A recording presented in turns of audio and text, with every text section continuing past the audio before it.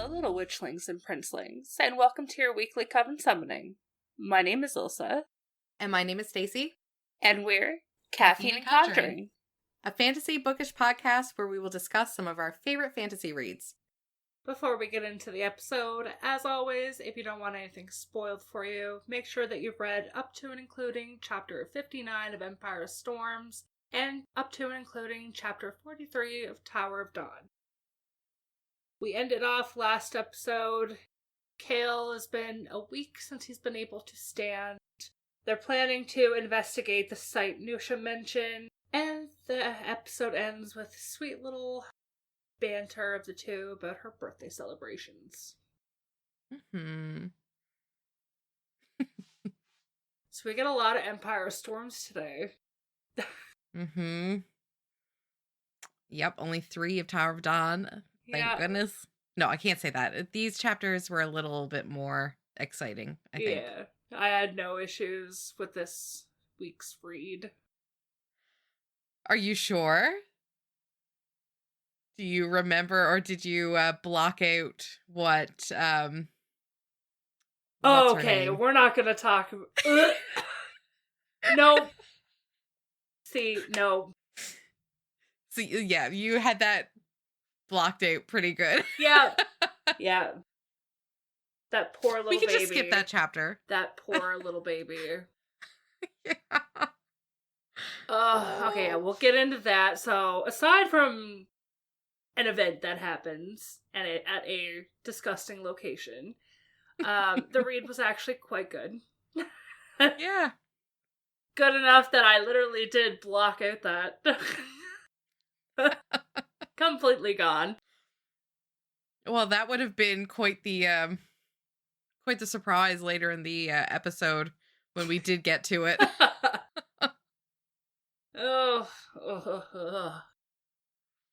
Yep. Well, I really hope that's your chapter. On to chapter 53 of Empire Storms. Aelin's group hacks, wades, and swears their way through the stone marshes. 2 days in, not the day and a half Rolf promised. And the place is a nightmare of humidity, insects, submerged ruins, and predatory creatures. Aelin keeps the biting swarms at bay with a thin barrier of flame while Rowan and Gavriel tend to everyone's cuts and stings. Lysandra shifts into various marsh beasts to scout ahead, and even Manon seems oddly at home in this rotting, feral landscape. Rowan eventually returns in hawk form with news. Mala's lock lies dead ahead, and the magic emanating from it reminds him of the ancient Sun-Eater Temple. They camp on a rare secure island, choke down barely edible swamp creature stew, and settle in for the night, right up until a massive beast lunges at Manon. Dorian freezes it mid-attack with a terrifyingly effortless burst of magic, revealing just how powerful he's become. After Manon orders the creature released, talk shifts to the Eye of Elena. Manon recognizes the symbol not as an ancient Fey relic, but as an iron teeth mark, the Eye of the Three-Faced Goddess, tied to her people's bloody history. She explains the curse Rhiannon Kraken placed on the Iron Teeth after the genocidal war.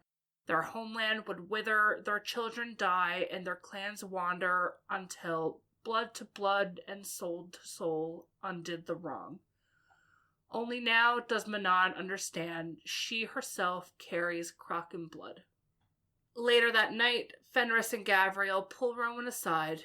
They warn him to take Aelin and run. Everything about Aelin and Manon being drawn here feels orchestrated, as if some ancient force has maneuvered them into place. Worse, Maeve has appointed Cairn, a sadistic, uncontrollable Fey warrior, as her new favored lieutenant, clearly preparing for a future confrontation with Aelin. Fenris and Gavriel confess Maeve still holds their oaths, and that they will eventually be ordered to kill Lorcan, and possibly Aelin. They beg Rowan to understand the danger, and Fenris, voice breaking, asks Rowan to kill him first if Maeve ever commands it. Rowan promises he'll allow no threat, friend or not, to get close enough to harm his queen. I did like how that chapter ended with, like, the way that was said. Oh my god, that was a long chapter. How he says, "Kill me. If that order is given, kill me, Rowan, before I have to do it." And then Rowan says, "You'll be dead before you can get within a foot of her." Yeah. Like, oh. Very extreme. Like, it has, like, the touch her and die vibes, but it's really just a promise to him. Yeah. That, like, yes, like, I'll make sure that you don't hurt her. Oh, I just loved it. I have the Tower of Dawn chapter. Oh, it goes into the next one too, so yippee. Okay. Okay, so we're back with chapter 41 of Tower of Dawn. And it takes more than a week for Sartok, Nesrin, and Hulan to put together a plan to enter the Dagol Fells, a region so overrun with the Karenqui spiders that even ancient maps are barely more than guesses. The hardest task isn't plotting the route, it's convincing fiery, stubborn Borte to stay behind. Only Hulan can shut that down, reminding her granddaughter that as her heir, she can't risk her life in the spider's lair. Sartok refuses the same restriction. If being the Kagan's potential successor means staying safe while others fight, he wants no part of the throne. In the end, it's decided only 3 will go, Nesrin, Sartok, and Falcon, in his tiny field mouse form. As Kadara carries them towards the fells, Nesrin and Sartok talk quietly through the wind about crowns neither of them truly wants, about marriage, about the Rukins' brutal history, and about Borte's fierce rivalry turned maybe romance with Yern. The closer they get, the heavier the tension grows. A single small team can slip in, but if they're not back in 4 days, the Rukin will come after them with an army. So at least that's a little, Yeah, like they know eventually someone will come for them. Yeah. When they finally clear the first ridge, the Dugol Fells spread below them, a dead gray wilderness cocooned in massive sheets of spider web. No birds, no insects, no sounds at all, just choking webs draped over trees and stretched between mountaintops. As they circle above the territory, Kadara grows restless, her attention locked on a pair of jagged sister peaks. Nesrin spots movement in the pass between them, a lone ruck hatchling, flapping in terrified desperation as it flees the trees. Kadara dives before Sartok can stop her. Nesrin draws her bow, scanning for whatever horror chased the baby out. The hatchling runs straight towards the pass as Kadara swoops in, extending her talons. A strange shimmer flashes ahead, but Nesrin only understands it as at the last second. She screams a warning, but it's too late. Kadara scoops up the hatchling and shoots upward right into a massive, nearly invisible web stretched between the 2 peaks. Tower of Dawn, chapter 42. So Nesrin realizes it was a perfect little lure to drag them into a trap built for rooks, but it was too late. The impact is brutal. Web, rock, sky, and feathers all blur together as Kadara crashes, and Sartak throws his body over Nesrin, shielding her as they hit the shale. They're torn free of the saddle on the rebound, tumbling across stones, but when Nesrin claws her way upright, both she and Sartak are miraculously alive, bloody, dazed, but with no broken bone. Kadara isn't so lucky. Tangled in near invisible spider silk, wings pinned and body wrapped tight, she lies 30 feet away, crying in pain. Nesrin grabs her bow, checks that Falcon is still alive in her pocket, and races with Sartak to hack Kadara free. The webbing tears skin from their hands as they slice through it, and when they finally reach her talons, their heart drops. The hatchling is gone. They spot it a little further down the pass, bloodied but moving. chirping weakly as it tries to stand. Nesrin takes a step towards it and watches in horror as long black spider legs spear through the baby's spine and drags it behind the rocks. The hatchling screams cut off, leaving Nesrin shaken in a way even years of battlefield horror haven't managed. So sad. Fucking spiders. There's no time to grieve. Darkness is already moving in the tree line. The Karen Kui are coming. Sartak begs Kadara to fly, but the Rook is battered and struggling to get airborne. Spiders spill from the forest and from the rocks above. Nesrin's arrows sing out, taking eyes and mouths, buying seconds as Kadara forces her mangled body into the air. One spider launches from the cliff to land on Kadara's back, and both Nesrin and Sartak shoot it out of the sky. The Rook finally staggering free into the clouds, flapping hard for survival. But Sartak and Nesrin are still on the ground, bloodied, outnumbered, with more spiders hissing their way into the pass. Sartak grabs Nesrin's arm and gives the only order left: run. Not back towards the web-choked pines and the advancing swarm, but deeper into the shadowy, winding maze of the stone pass ahead. Yuck. They would have to carry me out of there because I would simply have a heart attack. I would, just die. Yeah. Just throw me off at the peak because I'm already gone. Don't let the spiders get me, but I'm already gone. Yeah.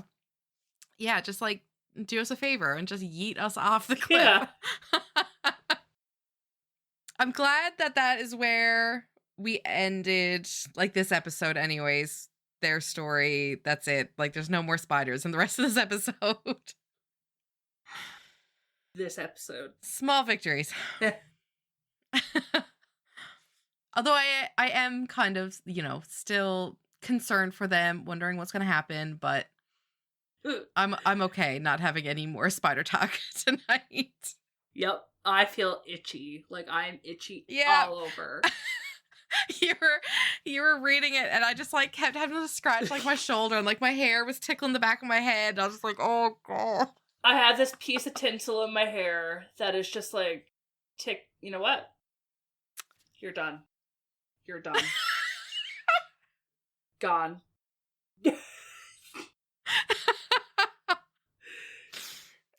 It kept, like, flicking across my arm and my back. I freaking can't. Not with that thought going through my mind. Okay, on to Empire of Storms, chapter 54. The next morning's march through the stone marshes feels endless as the group pushes toward the lock. The air is thick and suffocating, the kind of humidity that presses on the spine and fogs the mind. Manon can sense the echoes of the people who once lived here, fear, pain, and death lingering in the stones and water. As they wade deeper, she questions Dorian about what will happen when Aelin uses the word keys. Can she banish the Valg without condemning anyone who carries even a drop of Valg blood? The exchange turns sharp, and Dorian admits the truth he's never spoken aloud. If he held the keys, he'd use them to burn the world clean for the sake of the woman he couldn't save. Manon doesn't flinch. She simply tells him good and walks on. I thought about that as well. Like, what would happen with the witches? Like, if Manon is just planning on, like, attempting to get rid of all the Valg, like, my God, that could wipe out the witches. Yeah. I know you can't say anything, but so they reach and her video turns off. just briefly. Yeah, just until I stop asking questions that your face could potentially give away. Unfortunately, I feel like I'm going to have to be mostly video free through Kingdom of Ash, but here we are. My face gives away way too much. Honestly, like, mine too. God help us if we ever have to do a series that, like, I read that you haven't. Because I don't know if I would be as good as you. They reach the lock at midday, a half-drowned ruin of pillars and a massive stone dome at its heart, everything around it leaning away as if repelled by the darkness pulsing from within. Rowan reports nothing moving nearby, which only makes the silence feel more dangerous. The group spreads out to scout the perimeter, Lysandra slipping into the water as a scaled beast, Adian and the cadre checking opposite sides, Dorian and Manon guarding Aelin's back. When Lysandra's signal comes, they push deeper into the maze of crumbling walls until an altar, or rather a stone chest carved with dense word marks, appears at the center. Aelin and Manon study the markings while Rowan prowls the edge for any sign of danger. The stillness is absolute until it isn't. A strange, dark pulse rolls through the ruin, ripping the sound from the marsh and making the air shudder. Rowan recognizes it instantly. Lorcan's warning signal. Within heartbeats, he's climbed the wall, checked the horizon, and dropped back down just as Lysandra slithers up beside them. His voice is calm, too calm, when he announces that he's seen an aerial legion is approaching. Not Iron Teeth, but Ilkin. And not just a handful, it's 500. The kind of number that means no one gets out clean. The kind that means Rowan is already calculating how to buy Aelin enough time to run. Not that she would. I would love, like, of all the scenes in these books, this next scene is one I would love to see come to life theatrically. Not actually in real life, but in a movie or show or... I bet somebody, like, I know there's a lot of videos, like AI generated videos of like fantasy novels and stuff. I bet somebody probably already has this made.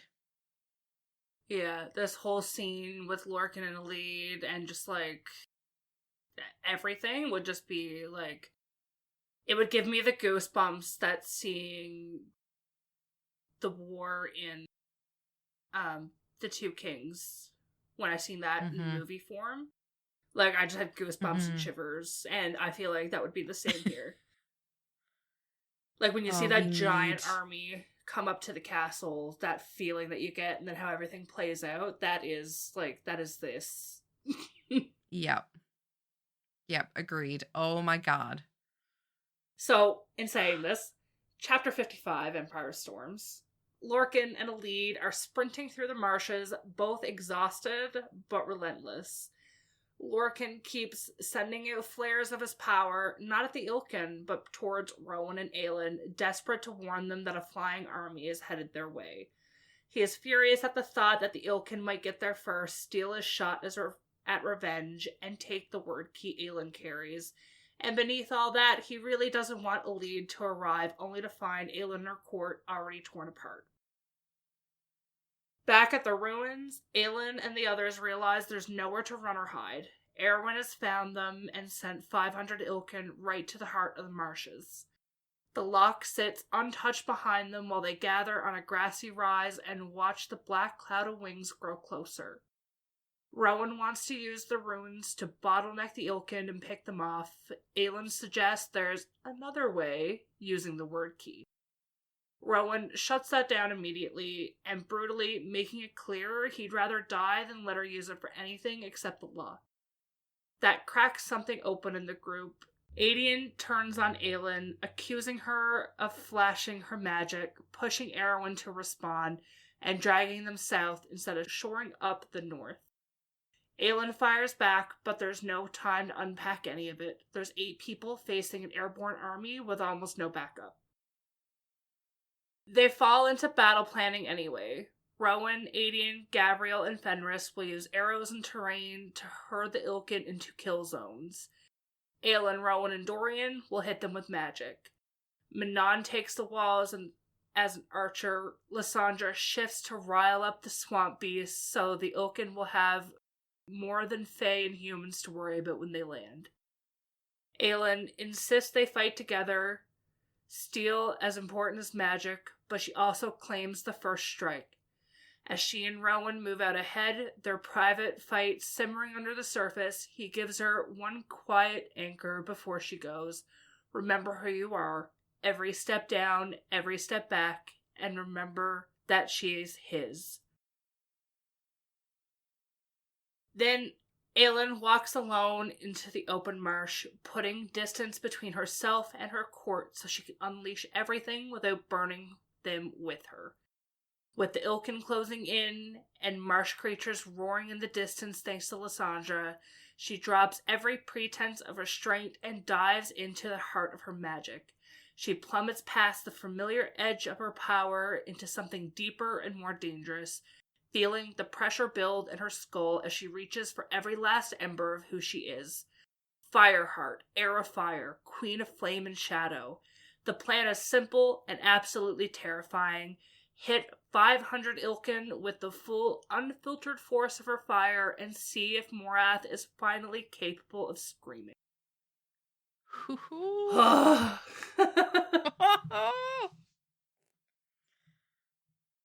Okay, I know I said this to you, and this is how we found out that you hadn't finished the chapters yet, but fuck Adian. Yeah, Yes. I mean, it's really, I hate what he said to her and like the doubt and all that. But I also really hate how she does not fill anybody in. She just does shit and like doesn't trust any of her court. But knowing things in this series will get you killed.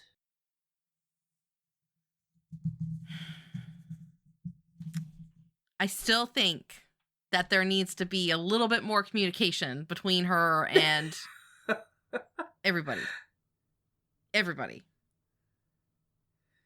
When he screams at her and is like, where are our armies? Where are the armies, Aelin? I just want to punch him between the eyes. Yeah. Yep. I don't like how it all had to come to that.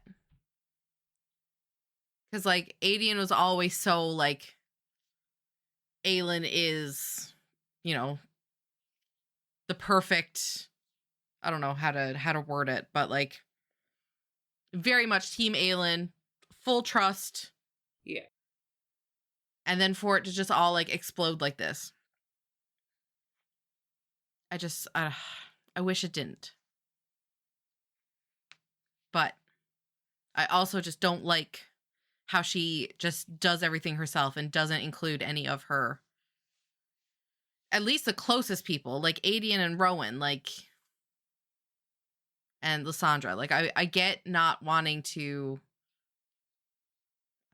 I don't know. I just don't like lack of communication. We all know this. Yeah. I'm with you there, but he knows her. He knows, like, he fucking knows enough to not be such a twat. Like, with all the shit she's doing and going through, he fucking knows. Yeah. Chapter 56 of Empire of Storms. Lorcan and Alid finally reach the edge of the marsh battlefield, only to realize that they're too late and on the wrong side of the line. From a distance, they see Rowan, Dorian, Gavriel, Fenris, and Adian already in position, all of them facing not the incoming Ilkin Legion, but Aelin herself, standing alone in the middle of the flooded plain. The Ilkin have used Lorcan's earlier warning to reposition and set their own trap, closing in around her from all sides. Alid spots Aelin and is struck speechless right as Lorcan feels it. That same world-shaking power he once sensed at Mistward, now multiplied into something vast and terrifying. In a split second, he throws Alid to the ground, shields them both, and pours every scrap of his magic into holding back what's coming. Adian, watching from the reeds, feels the moment Aelin truly detonates. Even from behind her and under Rowan's shield, her fire is nearly unbearable. The Ilkin don't even have time to scream before they're swallowed in a tidal wave of flame. And this This part was like really gross too, and it was talking about like all the fish were like belly up. Yeah. Like everything was Like boiled. Their eyes were, whites, and I was just like, the smell. Oh, God. The smell. No.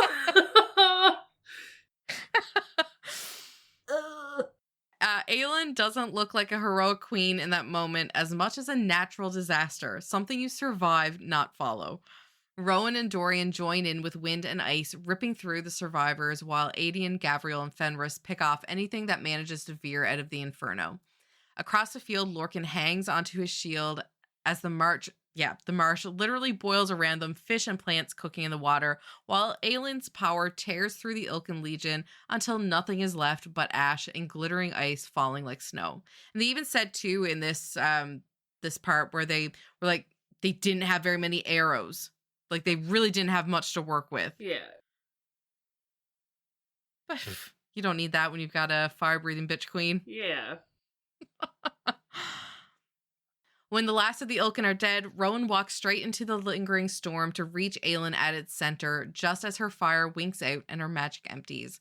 The only flame left is a crown of fire on her head, answered by a matching crown on his as he pulls her in and kisses her. More anger than triumph. I loved the visual that this painted. Yeah. When he holds her and it talks about like how a crown like blinks into like on his head. I was like, yes, I love it.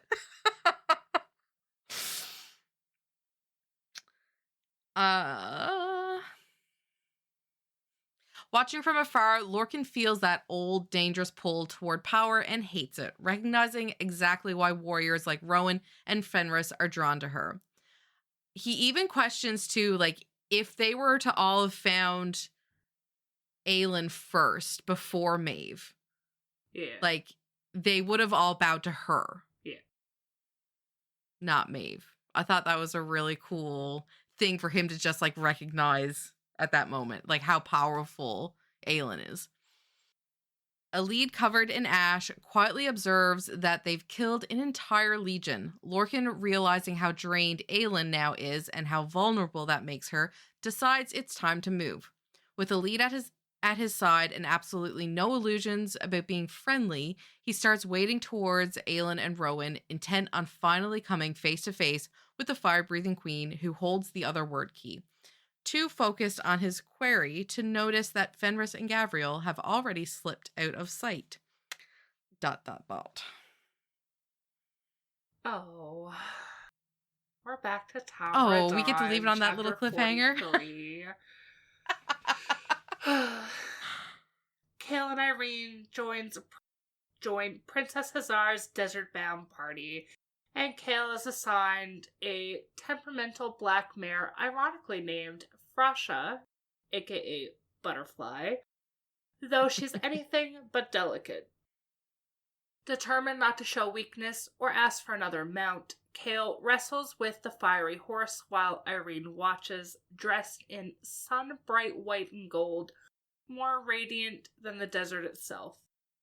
As they leave Antica, Hazar and the nobles race ahead at reckless speeds while Kale and Irene keep to the slower group, the heat shimmering around them as the city gives way to rolling dunes. When they crest the final rocky hill, the desert unfolds before them, an endless golden sea, harsh and breathtaking. Kale is struck speechless by its stark beauty, and Irene quietly admits that it sings to her. She helps him down, checks his back, and stands ready as he wrestles with the challenge of mounting again without his brace. After a stubborn struggle, he makes it into the saddle on his own, earning a soft, proud, not bad Lord Westfall from Irene before they head into the waves of sand. Their pace is slow through the sweltering dunes, following the distant markers towards the oasis. Their ride is silent, hot, and strangely peaceful, until the open stretch of flat ground before the oasis makes something reckless spark between them. When Kale suggests a race, Irene surprises them both by agreeing and asking what the prize would be. Kale, suddenly bold, answers a kiss when and where he chooses. Before she can protest, he lets Frasha loose. Irene curses and takes off after him, her chestnut mare flying over the sand. What starts as a challenge becomes a moment of pure freedom. Two riders streaking across the desert, laughter carried by the wind. Kale watches her race behind him, hair streaming, face lit with joy, and realizes she has given him back something he thought was gone forever. The ability to ride like this, to feel alive, to feel awake. For the first time in a long while, gratitude fills him down to the bone. Oh. I also really liked how he brought up the horse that he had gotten way back in Crown of Midnight? Yeah. Yeah. Very interesting that was brought up. Yeah. Considering what happens in the next couple chapters. Uh-huh.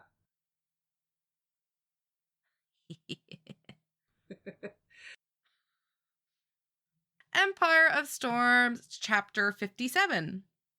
Alid and Lorcan are finally crossing the marsh toward Aelin, and Alid is hyper-aware of every insecurity. Her limp, her filthy clothes, how small and ordinary she feels compared to this legendary fire queen she's been chasing in her mind for years. She's just watched Aelin, Rowan, and Dorian wipe out an entire Ilkan legion with fire, ice, and wind, and the reality of that power has her quietly terrified. Lorcan walks ahead, tense and on edge, clearly expecting this reunion to end in blood. Alid, trailing behind and spiraling about how it must look to arrive with him of all people, suddenly feels that strange, unseen hand on her shoulder urging her to look. When she finally listens, she spots golden eyes in the grass, a mountain lion poised to ambush Lorcan. She screams his name, and in a heartbeat, Gavriel and Fenris in their animal forms are on him, obeying Maeve's kill order. Lorcan fights back, and when Fenris blinks in behind him for the killing blow, Alid hurls herself onto Lorcan's back. The wolf's jaws clamp down on her arm instead of his neck, tearing out flesh and bone. Gruesome. Lorcan throws a shield around them as Alid bleeds out, her forearm basically shredded. Fenris and Gavriel shift back to Faye and beg him to lower the shield so Gavriel can heal her, warning they can't fight Maeve's command much longer. Lorcan knows the moment he drops that shield, he's dead, but he looks at Alid, quietly admits he wanted to go to Paranth with her, and chooses anyway. He lets the shield fall, fully expecting to die, buying her a chance to live. Gavriel pours out his magic to rebuild her arm. Fenris launches at Lorcan, and that's when Rowan arrives like an icy freight train. He pins both Kadra males to the ground with his wind and formally invokes Aelin's protection over Lorcan and Alid. If Fenris or Gavriel harms them, it will be considered an act of war. It's the one technicality strong enough to leash Maeve's blood oath, at least for now. Alid's arm is healed, Lorcan is somehow still breathing, and into that stunned little circle walks Aelin Galathinius. Alid finally meets her queen, young, scarred, and blazing with that old wary power. Aelin takes one look at her and sees Marion's daughter, and then she just breaks. She kneels in the grass, apologizes, and delivers the message she's carried for over 10 years. Marion's last words. Tell my Alid I love her very much. Alid, in turn, explains that she's alive because of Lorcan and because of Manon, and because Kaltain Rapier sacrificed herself at Morath. She gives Aelin the scrap of the cloak and the wordstone Kaltain left her, payment for a warm cloak in the cold dungeon, and a reminder of Aelin's promise to punish them all. Aelin takes the fragment, claims Alid as Lady of Paranth, and very firmly hers, and warns Gavriel and Fenris that if they so much as breathe wrong in Alid's or Lorcan's direction, they're dead. There's some excellent territorial chaos, Manon telling Lorcan his claim on Alid is at the bottom of the list, Aelin cheerfully promising to melt his bones if he hurts her, Aedion offering to break a few first. But the heart of it is this. Alid walks away from that battlefield no longer alone. She has a queen, a court, and a title again, and Rowan, watching from the sidelines, realizes that just as Aelin made him want to live, Alid Lochan might be doing the same thing to the eternally grumpy warrior who just chose her life over his own. So now that we obviously know that Elite and Lorcan are a thing, I sent you some fan art of Elite and Lorcan. Now? Just for a visual. Right now? Right now. Oh, buddy. Right now. Oh my god, he's so tall. Well, he's supposed to be like 7 feet tall. I know, he is, yeah. And she's my 5'4", 5'5". She's tiny. Yeah. Oh my god. Fun size. And which one am I talking about when I say fun size? Yes. Oh, I love it. I love them. There's more that I will send at a later date. Okay. So Empire Storms chapter 58. We open up on Dorian spiraling a bit. He's realizing that Keltane, of all people, has just turned the tide of the entire war, and he's ashamed that none of them saw her clearly while she was alive. As he's brooding, the group finally opens the fabled chest that was supposed to hold the lock, and it's not giving what was promised. Inside, there's no magical lock, no neat little plot device, just an old, iron-bound mirror marked with the Eye of Elena, a witch symbol. Manon identifies it as a witch mirror and gives everyone a crash course in Witch Tech 101. Some mirrors can see the past, present, future.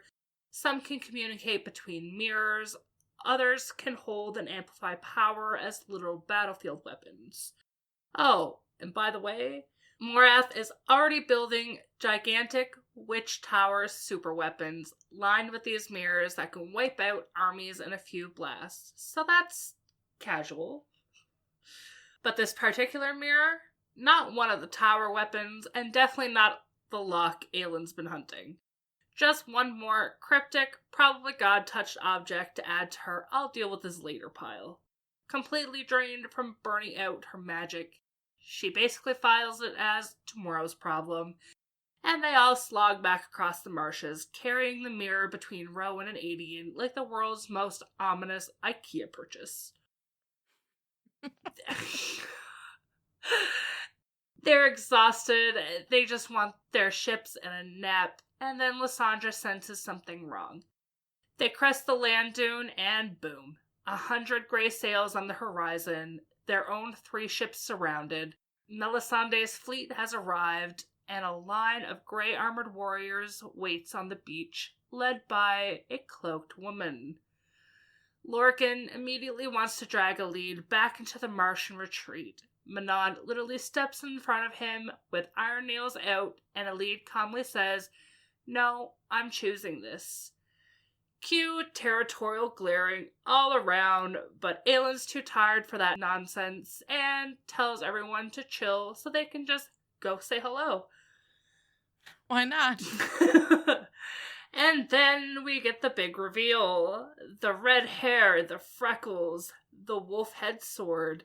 The cloaked woman drops her hood, and it's Ansel of Briarcliff, Aylin's old frenemies to sort of allies to what? From the desert. They greet each other with peak petty energy. Hello, bitch. Hello, traitor. But the subtext is clear. Ansel has shown up with an armada, and for once the mysterious ships on the horizon are not more enemies. They're much-needed allies arriving just in time. Ooh. Fuck you, Adian. I was like, what the fuck did I do? But yes, okay, Adian. I started saying it, and then Adian's, name left my mind. I'm just like... It felt very directed. It didn't help me, my hand, I was, looking at the screen, and my hand is like...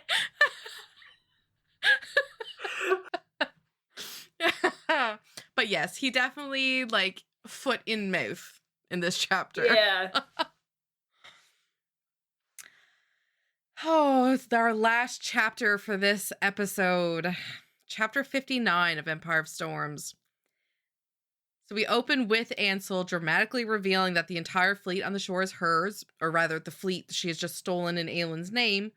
Aelin introduces her as the Queen of the Western Waste, which sends Manon into full murder mode because Ansel's not a witch.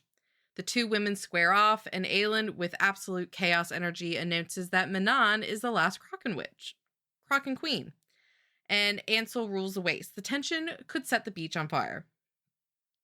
Once they get back aboard ship, Manon is internally raging and panicking because Abraxas is nowhere in sight. But Aelin blocks her path and not so subtly tells her that she and Ansel should talk. Rowan watches all this play out as Ansel explains exactly how Aelin pulled this off.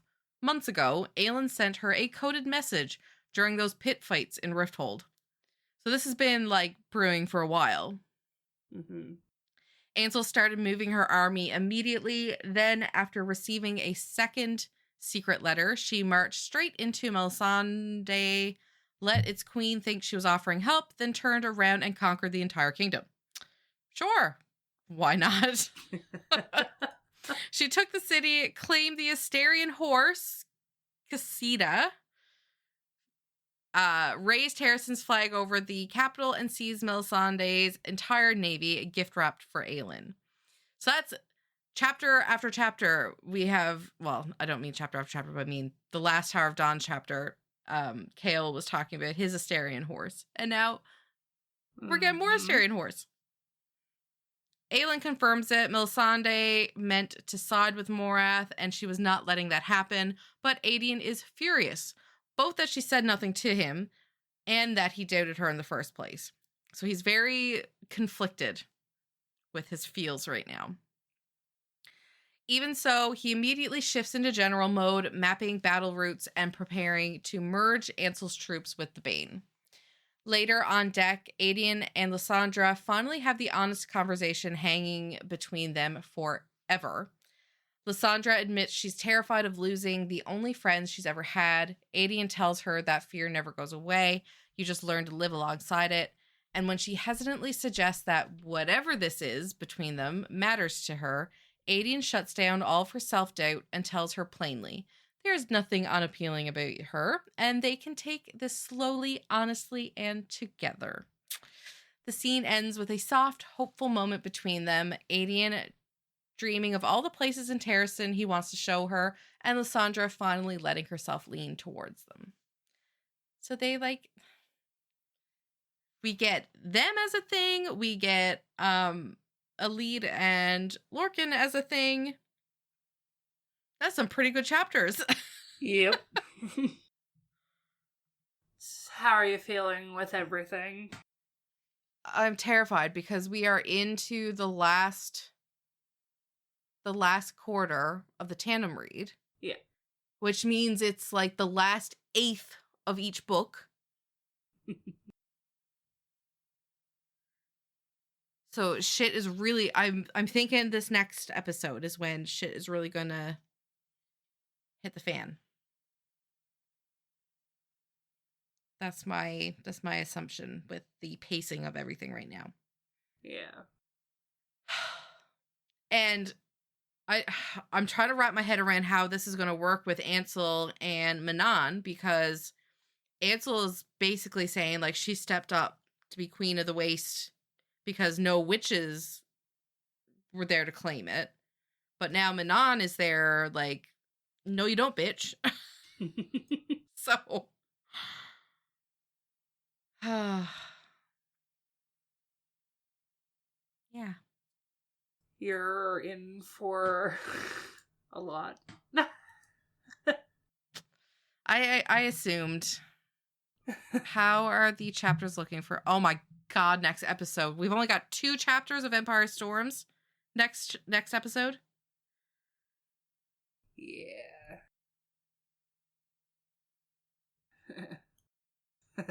But I don't care about Tower of Dawn. I don't care about that one. Yeah, basically. Oh my god. You shouldn't have looked. You should have just started reading, and I should. Yeah. I got it all Because now you're just going to be screwed up for myself now. Miserable. Yep. I'm going to feel real frumpy just sat there like... knowing everything that's going on the other one. Yeah. Yeah. You're fucking at Irene's birthday party. I don't want to slow down and go to a birthday party. I want to stay in the thick of it in Empire Storms. Yes and no. Yeah, like I'm terrified of what's coming.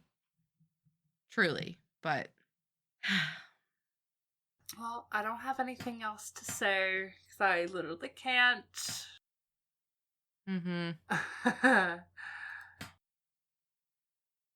So I think that's it for this episode. Yep, I think so. Before the next episode, make sure that you've read up to and including chapter 51 of Tower of Dawn and up to chapter 61 of Empire Storms. Man, that's a lot of Tower of Dawn. It is. I guess we'll see how many times I fall asleep reading this one. 8 chapters of Tower of Dawn, and they're never short chapters. Nope. Very hefty.